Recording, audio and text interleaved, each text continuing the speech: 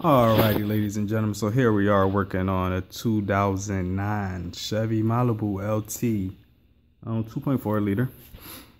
What I'm doing is changing out the back shock absorber or strut, whatever you will.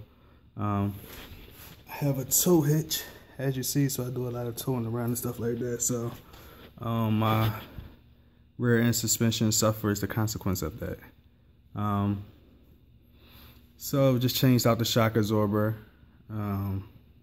This is actually at the market as well. This is my second time changing it out, upgrading the equipment, going from Monroe over to KYB, this is a premium OE. That's a better OE specification.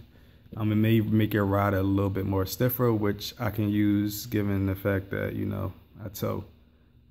It's going to be more stiffer than the OE at the market and the original equipment. So decided to make this video because there wasn't a lot of videos out there. One thing you're going to struggle with is getting torque specs. What I found for torque specs was for the knuckle bolt, the bolt that bolts into there, 133 foot-pounds, which I thought was pretty, you know, significant, you know, but that does a lot of bouncing around and receives a lot of the roll impact and stuff like that. So it makes sense that it'll be 133. I probably could believe that to be true because when I installed these ones on, I torqued them down pretty tight. And when I went to replace them, they were loose. So 133 foot-pounds, you know, might keep it on there. What I went and did when I did this installation, I did about 115. What I could find online was that those were supposed to be 18, which are the upper nuts for the upper shock absorber stay, or the bracket bushing.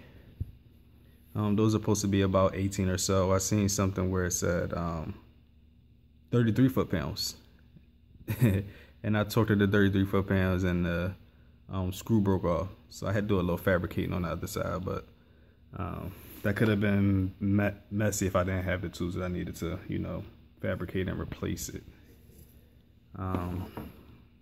So let's get right into the installation, replacement and installation of this thing here. So you're going to start off with, place my handy dandy light there, removing these two bolts. I believe they're these two nuts is going to be 13 millimeter. I use this open-ended ratchet here, real handy. You know, they're not on there tight, so you know they come off pretty easily. Then you're going to take off that lower knuckle screw. Here, I don't know if you can see it. I'm working at a disadvantage here, but hopefully the camera catches what I can't. So you're gonna take that off. I use a electric impact for that. Makes the job much faster. Knock that out. Pretty straightforward. The shock comes out, pushes down, then pulls out. That's the easiest way to get it out of there. Once you get it out of there, it'll look like this here. This is the old equipment. I went in here and replaced the bushing as well. The reason that I did it is because I know that I have premium wear here, and as well as the premium bushing. Well, premium bushing. Well, just replace the bushing. I don't know how premium it is. I know that I replace everything, so if I still have issues with the rear suspension, I can cancel out all of that there, so I don't have to go in and keep doing the job. So get everything out with one sweep, you know. All right, so when you pull it out, it comes out like this. What you want to do is simply grab an open-ended adjustable wrench, such as this one here. You're going to put it on top as such, and use another open-ended wrench to loosen it. You'll do the same thing for installation and tightening. So once you get that all loose, simply comes apart as such. You have one washer, then you have the bushing,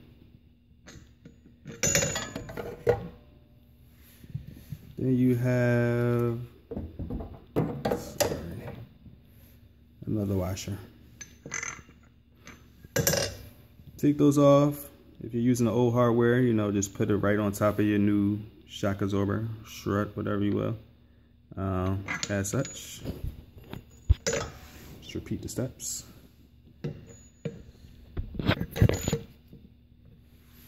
Don't worry about anything lining up, because anything, you know, being symmetrical, such as this is, you know, the stickers facing out, you can adjust that once you get everything tight. So again, you know, tighten it down to get it tightened. Again, you put that open-ended adjustable wrench there, and use I actually use a ratchet and adjustable, a ratchet and open-ended wrench to close in the part. So it's not the right size, but you get the gist of it. Just put it over top there and put this inside of here, and you know, tighten it down as I need. Once you did that part, you're pretty much like 70% done. So same way as you took it out, you're just going to lean it in, push it down, and you know, pretty much line it up with the screws. Tighten it in. I usually tighten these bolts in part the way, just to where it's snug, and then adjust the bottom into the knuckle.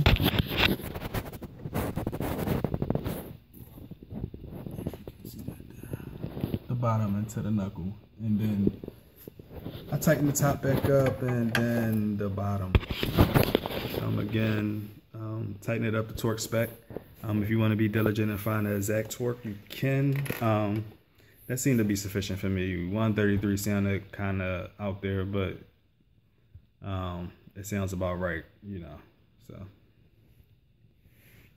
if you're looking for the KYB part that I use, it's going to be this one here, KYB 349008. That about wraps it up for this video. I hope this solves my issue. I'm looking at this bushing here, and you know, I might come back and change that later if I see them still having some, you know, jumping around in my rear end. Well, guys, like, comment, share, whatever you do, however you do, just do it. I'm glad I could bring you, you know, some material. I was looking around for material out there. Couldn't find too much on Malibu, particularly 2008 to 2012. So I hope this gives you guys a little bit of help with your situation. Peace.